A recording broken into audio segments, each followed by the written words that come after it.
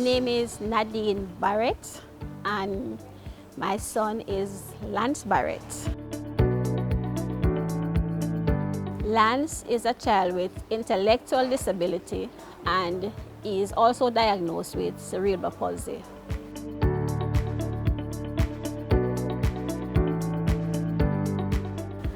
Lance was born a 7-pound, 5-ounce baby, 3 months in his life. He wasn't talking, well, 3 months don't talk, but he wasn't crawling around, he wasn't sitting up, he would smile, and I know something was wrong.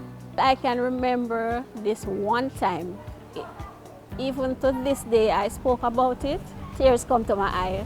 A doctor came and she was like, "Mommy, this child not going to live to see 2. But my motto is, I can do all things through Christ who strengthens me.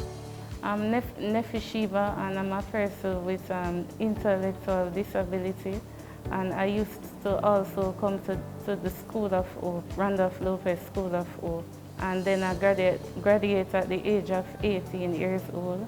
But he keep on coming up by Jade to tell him that I can't get any work, and then after they call me and tell me that there's a position here for as a janitor work. First time when I just started, I used to think that I couldn't do the work before, but now I see that it's something that I can able to do, and like, because it use my hands is not really like using the brain.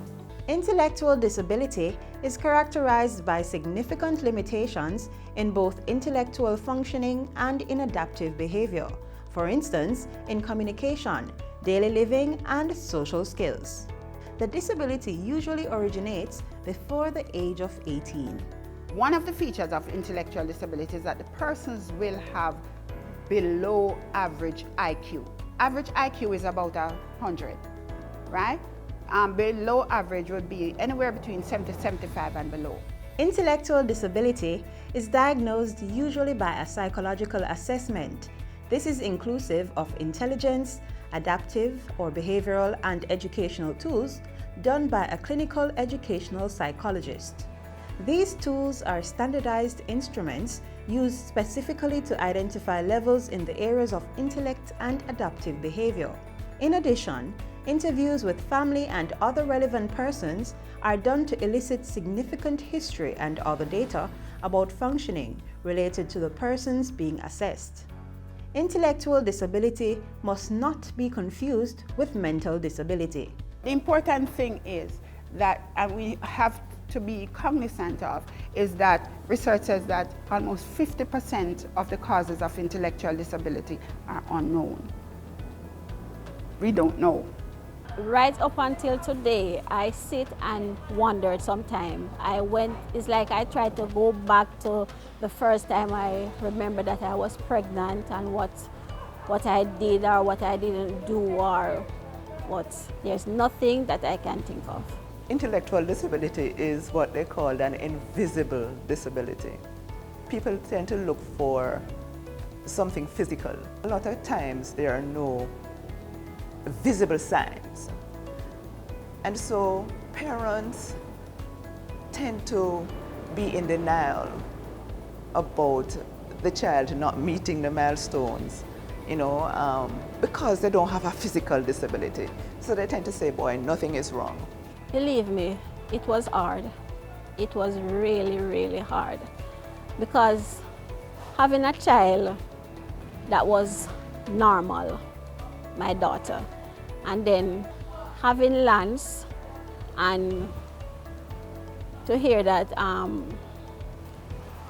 he has a disability, I was wondering, how am I going to cope? There is a perception that people with intellectual disability have no sense and they can't do things, so that's a myth.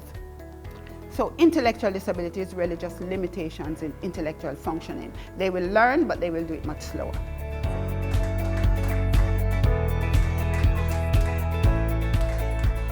Jade helped me a lot, because if it never for them, I wouldn't know what I would do. This is a program that we manage in collaboration with the Ministry of Education, Information and Youth.